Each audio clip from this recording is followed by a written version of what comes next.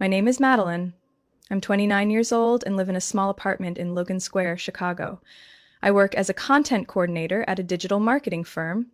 Nothing glamorous, but stable enough to support myself and, as if by instinct, cover all the financial gaps in my family. I have no kids, no student loans, and no designer habits. Each month, after paying rent, insurance, and basic expenses, whatever is left usually goes straight into my mother's account. Janet. As if it were some unspoken obligation I never dared question. Some months it's 300, other months close to 1,000, depending on whether my dad's car broke down again or if my sister Brittany couldn't afford her design software subscription. My family lives in Aurora, over an hour's drive from downtown Chicago. My father used to be a maintenance worker at a public high school, but after a knee injury sidelined him permanently, he retired early and now watches the house and garden. My mom only recently started working again at a grocery store after years of being a stay-at-home mom. Neither of them is good with money, but they've mastered the art of saying just the right thing to make me feel guilty for not helping. Brittany is another story entirely. She's 24, studied graphic design, and works freelance, if you can call it that. Every time she misses a deadline or loses a client, I get a message heavy with pressure, like, "Maddie, I'm drowning. I'm short 400 for rent. I seriously don't know what to do." And just like that, I'm tapping through my phone, transferring money like a machine. No real thank you, just a sad face emoji or a purple heart. My younger brother Ethan is 21 and in his senior year at college in Champaign. He also reaches out often for textbooks, school supplies, even Uber rides home for the holidays. I've sent him at least 2,000 this semester alone. Every time we talk, he barely says hello before asking, "Hey, my card just got declined. Can you front me real quick?" I used to think I was helping because I loved them. Lately, I'm starting to wonder, is love really supposed to be this one-sided? I never asked for the money back, never complained. To them, I'm the one with a steady job, no spouse, no kids. "You don't need much, Maddie." So I'm expected to help. And every time I hesitate, my mom lets out this long, theatrical sigh. "You're the only one in this family holding it together. If even you turn your back, what do we have left?" That line cuts deeper than anything else, and once again, I open my wallet. I thought I'd grown used to being their safety net, but deep down, I knew not one of them has ever asked if I'm okay, if I'm tired, or overwhelmed, or struggling. They only call when they need something, nothing more, nothing less. I don't resent helping them, but I've started noticing how during every important milestone in my life, a promotion, an award, buying my first apartment, they're never there. No cards, no family dinners. But the moment Brittany loses a client, Ethan fails a class, or my mom gets her hours cut, I'm expected to show up like it's written in my... There are nights I stare at my account balance, asking myself, how is someone single, child-free, working full-time, always broke? Then I scroll through my transfer history and see the names of those I love lined up like a tax spreadsheet. I never imagined the very relationships I held sacred would be the same ones quietly eating me alive. I started planning the barbecue on a March afternoon, just as the winter snow melted and the first tulips began peeking through at the park down the street. It was a tradition passed down from my grandmother, Eleanor, the woman who taught me how to season ribs and make potato salad just right using an old wooden spoon and her uncanny memory. She passed away when I was 16, but every summer, the smell of charcoal on the grill still made me feel like she was watching. Every year, I took charge of hosting the family's summer barbecue, an event no one was allowed to miss. This year, I decided to make it bigger than ever, not because there was something to celebrate, but because I felt the need to hold on to whatever realness was left in this family, in the middle of a mess that felt more distant by the day. I booked a public garden space in Naperville, close enough for my parents and siblings to drive, but private enough to avoid strangers. I applied for the permit early, making sure no one else could claim the spot. I paid out of pocket to rent 2 large tents, one for grilling and one for dining. I also rented a full set of wooden tables and chairs, mint green tablecloths, balloons, string lights, and hired a three-piece acoustic band to play Grandma's old favorites mixed with some country songs Brittany liked. This year's guest list had 34 names. Relatives from both sides, my dad's old classmates, my mom's former co-workers, Brittany's friends, and a few of mine the family treated like their own.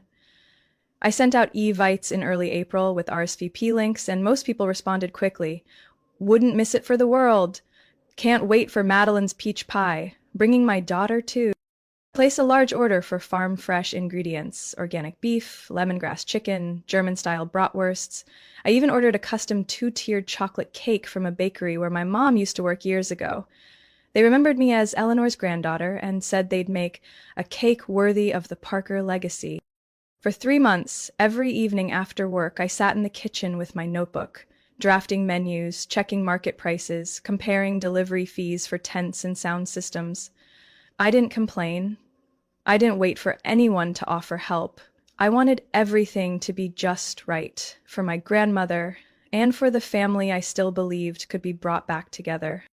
One evening in mid-June, while folding pastel cloth napkins into a bin with a new picnic cutlery set, Brittany texted, "Do you need us to do anything this year? Or are you doing it all again?" I chuckled. At least she knew the pattern. I just replied, "Just bring your smile and be kind." 2 days later, my mom called. Her voice was lower than usual, though she tried to sound cheerful. "You're going all out again, huh, Madeline? Do we really need to spend this much?"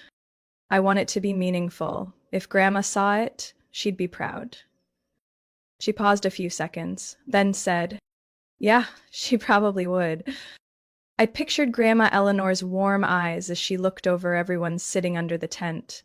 The breeze rustling through the trees, the smell of barbecue filling the field. I wanted that moment to exist, even if only for a day. The night before the barbecue, I packed the last of the decorations into my car, double-checked the meat order, and confirmed the band's arrival time.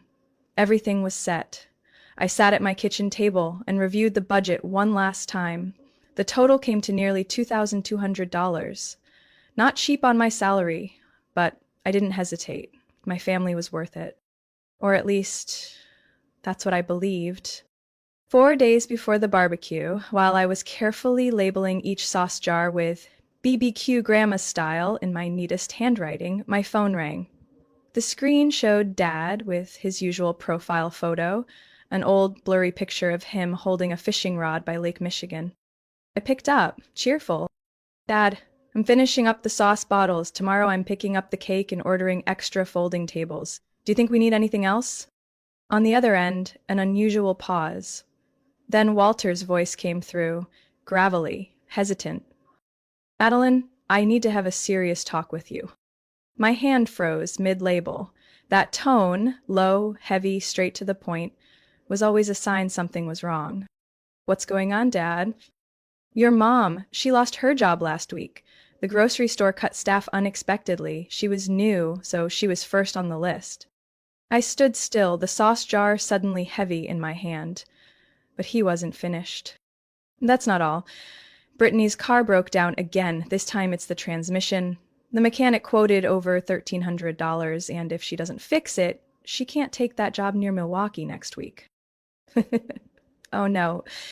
And Ethan, he called yesterday. His fall tuition's gone up, the school changed programs. He needs nearly 900 more, plus books.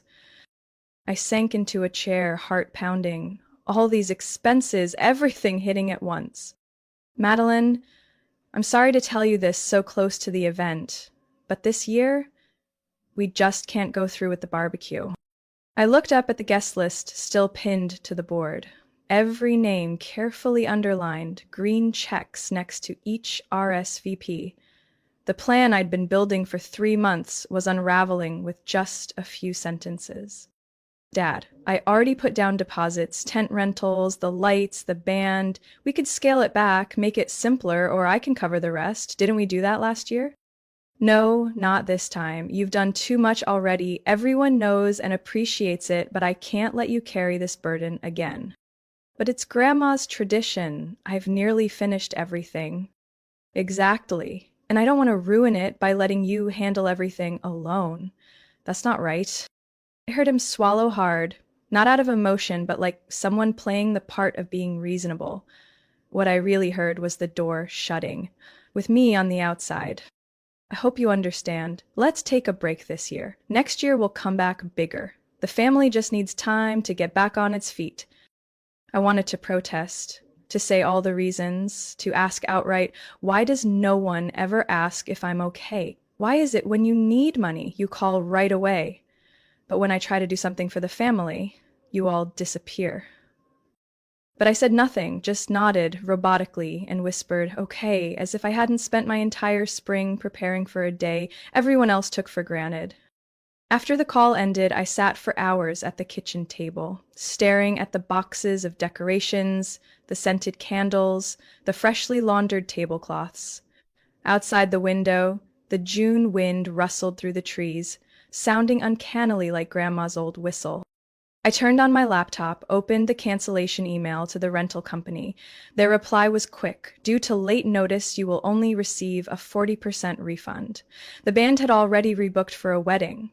I didn't blame them. I just wondered if anyone in this family truly understood what it felt like to be the outsider in the middle of the people you loved most. That night, I didn't sleep. I scrolled through every old message in the family group chat. From the beginning of the month till now, they'd all been chatting like usual, talking about Brittany's dress, about the cousin's salad everyone looked forward to.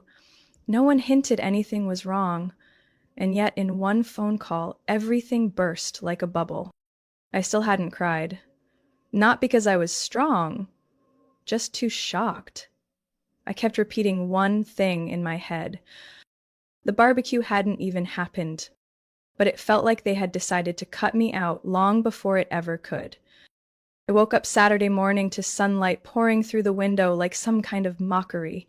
The sky was cloudless, the air cool and crisp. The exact kind of weather Grandma used to call a day made for charcoal and memories. Even though the family barbecue had been canceled, I couldn't sit still. Instinct, or maybe just muscle memory from years of being the keeper of the tradition, pushed me to get up, make coffee, and start hauling things out to the apartment rooftop. I live on the 6th floor, and from my unit I can see a small rooftop terrace divided into squares for each household. I brought out the string lights I'd planned to hang on the willow tree at Naperville Park. Now they looped around the rusted iron railing. Each bulb lit up like a shaky note, dim but enough to remind me I wasn't completely alone in the silence. I walked to the nearby grocery store and picked up 2 hamburgers, a small bag of chips, and a ready-made salad box. I didn't want anything fancy anymore. There was no one left to impress. The cashier, who recognized me from past barbecue hauls, smiled and asked, "Smaller party this time?" I just nodded with a soft smile. Didn't want to explain. Didn't want to say this year's guest list had exactly one name. When I got back, I could hear laughter coming from the neighbor's balcony. A child yelled about dropping a hot dog. Someone's grandma clapped the table with mock scolding. Someone else blasted country music over a Bluetooth speaker. I glanced through the windscreen divider. Part of me wanted to knock and borrow some hot sauce, but a bigger part of me shrank back, afraid they'd ask, "Where's your family?" I set a mini grill on my old metal table, lit the charcoal, and watched the fire catch onto the cold briquettes. The smoke stung my nose, not from the grill, but from the memory of standing next to Grandma Eleanor, her voice reminding me, don't let the flame get too high, meat'll burn outside and stay raw inside, while she poured iced tea for the guests. I pulled up our summer BBQ 2008 playlist on my phone, an old family mix passed through generations of hard drives. Dolly Parton's voice came through soft, "Coat of Many Colors." I laughed out loud. Grandma always swore that song was her life story, even though she wasn't a Tennessee mountain girl. I laid out a red and white checkered tablecloth on a small wooden table, added 2 paper plates, 2 soda cans, and a mini apple pie I'd picked up from the corner store. The table looked like it was set for 2, but the second chair sat empty. I spoke aloud, pretending Grandma was there, still in her apron and smiling. "You see this, Grandma? No matter what, I'm not letting this tradition die. Not while I'm still breathing. I ate slowly. The burger wasn't as good as in past years. The fries were a little cold and the music kept cutting out. But I sat there. I followed through on the promise I made myself. Even if it's just one person, the barbecue would happen. After cleaning up, I posted a photo of the humble table to the family group chat, captioned, "Tradition held, even solo, Grandma still smiling." Ashley left a heart. Ethan sent a pie emoji. Mom wrote, "You always know how to make Grandma proud." No one asked where I was. No one asked who I ate with. No one said sorry. I didn't expect anything in return. But that silence, it echoed louder than any rejection. Before going to bed, I took the lights down from the railing and folded them neatly. I stared at the soft yellow bulbs in my hands and thought, maybe next time, I'll use them for a party where I'm actually wanted. Even if it's just a small dinner with people who aren't blood. But mean it. Sunday morning, I woke up with a sore back after a restless night. Even though yesterday was just a simple balcony meal, my heart felt like it had lived through an entire summer of being left behind. I made coffee, opened my phone out of habit, intending to post a few leftover photos from the night before, as a reminder that I hadn't given up. Instagram reopened to the story feed, and at the top was a glowing circle. Brittany posted 2 hours ago. I tapped it. A video appeared, zoomed in on a table, decked out with pastel plastic plates, checkered paper cups, and a sunflower bouquet centerpiece. Brittany's voice played in the background. Just finishing up the setup, gotta make it cute for the gram, right? So there was money to make it cute, I thought to myself. I tapped again to be sure. No way, right? That tablecloth. That was the exact one I had ordered online. Limited edition, delivered a week early, pale mint green with white stripes. I had sent a photo of it to Brittany nearly a month ago asking for her opinion. She'd said, "Looks kinda tacky, sis, but if Grandma likes it, I guess it's fine." I exited the story and went to Brittany's Facebook. On her wall, she had just posted a photo album set to friends only. I wasn't on that list, but an old friend, Jamie, had liked it and commented. I clicked on Jamie's profile and found a shared image. Brittany and a group of smiling people posed in front of a large party table. The angle was unclear, but in the background stood a white brick wall and a gray moo wooden door. Unmistakable. I zoomed in. Yes, that was my parents' backyard wall. A chill ran down my spine. I left Facebook and opened Snapchat. Ethan always posted just for fun. Sure enough, his latest story read, "BBQ kinda lit." It was a video of a group sitting around a portable grill, Ethan holding a beer, grinning ear to ear. He flipped the camera, and for a split second I saw the string lights I had ordered for my party, the rare, warm, golden globe bulbs. I remembered because they took 3 weeks to ship. I opened Ethan's message from 10 days ago. "Hey sis, I need $300 for class fees. If I don't pay in time, I'll have to drop the course." I wired it immediately. I believed no one would lie about education for money. Now I knew I was wrong. I opened Venmo and checked my transaction history. $300 to Ethan, $400 to Brittany last week for a car repair deposit, $250 to Mom before that for uncovered prescription meds. The anger didn't hit like thunder, it trickled in, slow, relentless, like water dripping on cold stone. I didn't feel shocked. I felt humiliated. I went back to Instagram and searched for a family acquaintance, Gina, who'd been at our barbecue last year and was close to Mom. She'd just posted a new story, a buffet table. And the caption, "Best backyard party in years. Patricia and Walter, y'all nailed it." I turned off my phone and placed it face down on the table. The room suddenly felt suffocating. I thought about Dad's call, his voice cracking, saying there wasn't enough money to host anything. Mom had lost her job. Brittany had no car. Ethan couldn't afford school. So why were they partying, laughing, and using the exact things I had prepared? I was sitting motionless in the small kitchen when my phone lit up. A clear notification from Instagram popped up. "Brittany is live, watch now." I almost ignored it, too drained to witness anything else about my sister after this morning's revelations. but instinct whispered that something was off. I tapped in.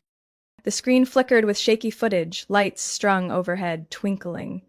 Below were long tables draped in white cloths, fresh flowers in jars, clear plastic cups filled with wine and cocktails. Brittany beamed, the camera panned. Welcome to our annual Parker Backyard Bash, everyone. Say hi. The scene hit me like a punch to the chest. I recognized it instantly. My parents' backyard, the same familiar corner where I had hosted tents and celebrations for the past 7 years. But this time, I wasn't there. Instead, more than 30 people dressed up, laughed, and chatted. Uncle Frank from Minnesota was there, the one who said he couldn't come because travel costs were too high. Aunt April, Mom's best friend, held a plate of grilled shrimp and garlic bread, the kind of menu I could never afford. Music boomed from large speakers near the fence, where I used to hang LED string lights. A DJ in a black shirt adjusted the volume behind a glowing sign. Parker Family Reunion, Summer 2024. Brittany turned the camera toward my mom. She wore a blush pink maxi dress, her hair curled, a pearl necklace around her neck as she smiled at a waiter serving cocktails. She looked up and waved at the camera. So she still had a job, at least enough for a salon appointment, but not enough to help with my event. The camera kept moving, landing on Ethan dancing with a few friends. In his hand was a craft beer. One I'd seen at Whole Foods, $14 for a 6-pack. "Ethan, say what's up," Brittany shouted on the live stream. "Best BBQ ever," he yelled, raising his hands like he was at a music festival. My heart raced. The phone's audio echoed through my empty kitchen. I no longer felt like I was sitting. Every sense condensed into one silent blow. I leaned in, searching the screen for anything. A caption saying, "Just kidding, a joke." But no. Everything was real. Too real. Then Brittany turned the phone to my dad. He stood behind a large grill, wearing a Grill King cap and an apron embroidered with "Walter's BBQ legend since 1985. One hand held a spatula, the other raised a beer. "Thanks for coming, everyone. Nothing's more precious than family and tradition." Nothing's more precious than family, I repeated in my mind like a cruel joke. Then why me, the planner, the funder, the one who never missed a single year? Why was I the only one not there? Being ripped out of your own life doesn't feel like rage. It feels cold, dense, and silent like ice. I began taking screenshots. One by one, Brittany laughing, Ethan sipping beer, my mom eating fruit salad, my dad slicing ribs. The live stream lasted nearly 17 minutes before Brittany ended it, saying, "Y'all online getting jealous. Time to keep it private." The screen faded to black, and I still sat there, phone trembling slightly in my hand, lips pressed so tightly they bled. And I didn't even notice. I checked our family group chat, no new messages. No one mentioned a party. No late invites, no, "Sorry, just a casual get-together." Silence. As if they were burying me alive in a different reality. Right then, I understood. I wasn't forgotten. I was excluded, deliberately, with planning, with everyone's agreement. I stood up, shaking, and walked to the fridge. The small apple pie I bought yesterday sat untouched, a silent witness. I stared at it for a long moment. Then I opened the wine cabinet, poured a glass, raised it, and whispered, "Cheers to the perfect family gathering. Without me?"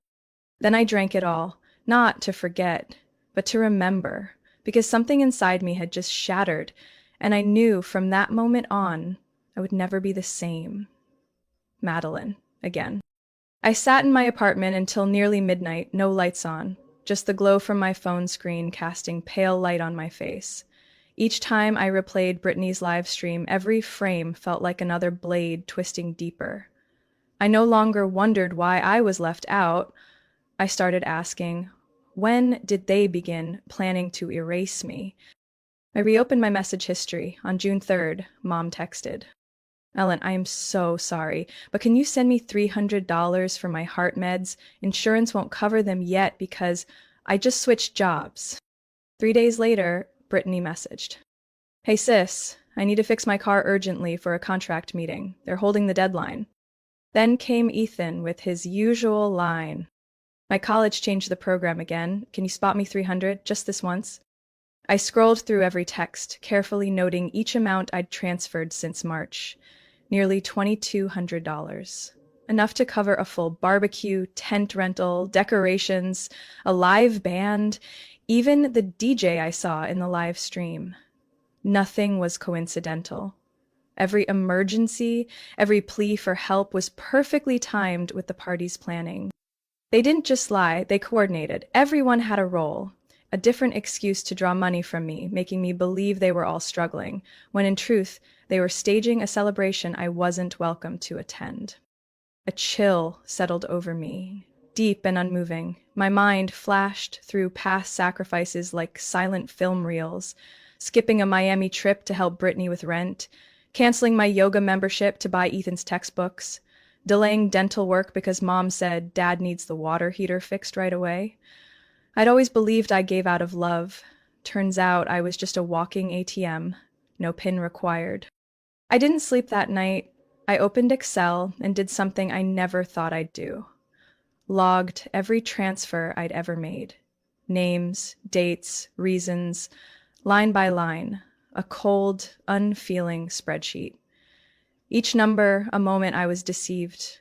Each note, a wound that no longer bled, but hadn't yet healed. I went back to Instagram and searched the hashtag #ParkerBBQ 2024. Not surprisingly, nearly 80 posts popped up. One of Dad's friends, Craig, had posted a selfie with Uncle Frank, captioned, "Gets better every year. Walter and Patricia knocked it out of the park."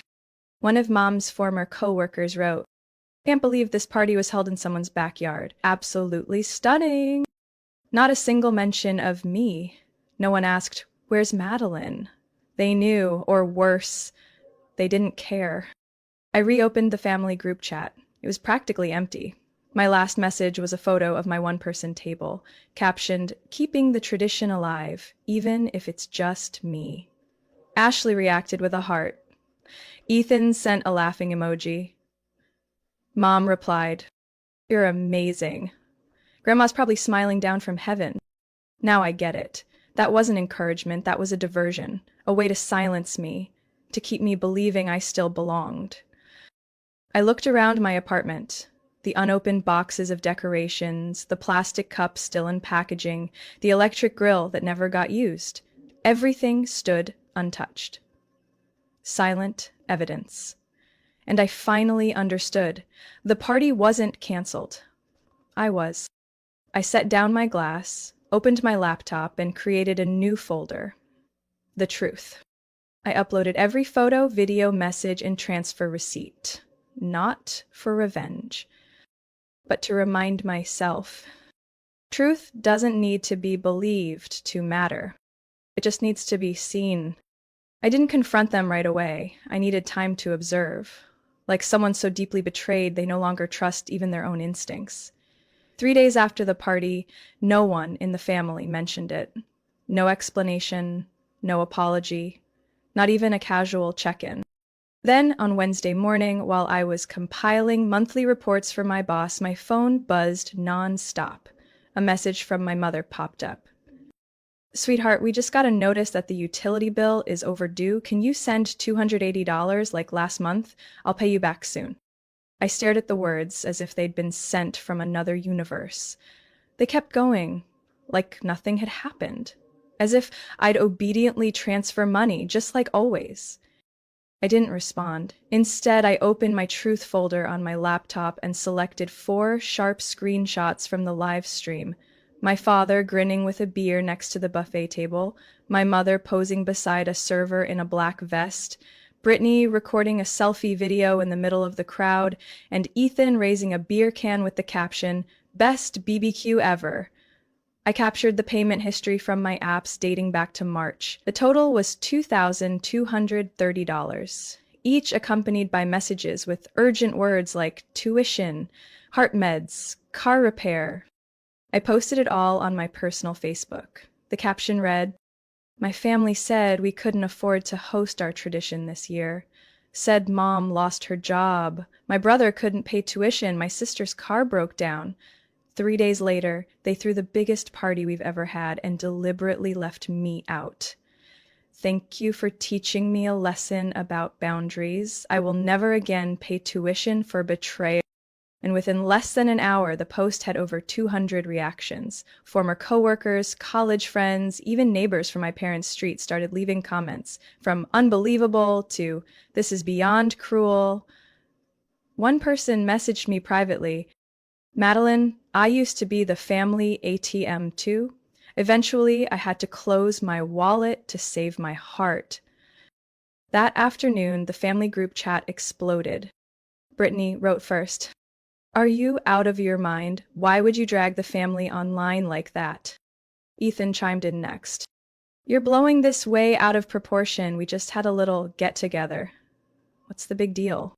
Mom messaged me privately. You're tearing this family apart over your selfish emotions. Is this how you repay the people who raised you? I said nothing, but my father did. His message was short and so cold I read it 3 times before I believed it. You always think you're better than everyone just because you make money, but you'll never understand that sometimes a family needs space. Space without you. That's why we didn't tell you anything from the start. I sat there, hands clenched, but my heart felt strangely lighter. Not because he was right, but because he'd finally admitted it. That night, I sent my last message to the group. Starting today, I won't send another cent. All financial requests can go to the person you chose to replace me. I blocked all bank accounts linked to family, changed my Venmo, PayPal, email, and cloud storage passwords. I called my bank to confirm that no one but me had access to my savings. I stayed up until midnight canceling every auto payment ever tied to the name Parker. The next day, I bought a small bouquet and walked to the park near my home. I found a bench under the old oak tree where my grandmother used to take me after school, and I laid the flowers down. I didn't cry, I just whispered. My grandma kept the tradition, but I can't hold on to a family that won't hold on to me. From that moment on, I was no longer the one carrying responsibility for people who used blood ties as a shield. I was no longer Madeline the financial fixer. I was simply me, someone learning to love herself again, without needing anyone's permission. Madeline's story is a clear reminder that endless sacrifice can turn your kindness into your own undoing. In real life, many, especially women, are trapped in the role of provider, forgetting their own worth. When trust is abused, walking away isn't cruelty, it's self-defense. Real family isn't measured in dollars, but in respect and honesty. You have every right to say enough. What's your take on Madeline's choice? Was she too harsh or just finally protecting herself? Share your thoughts below, and don't forget to follow the channel for more powerful stories about family, boundaries, and self-worth.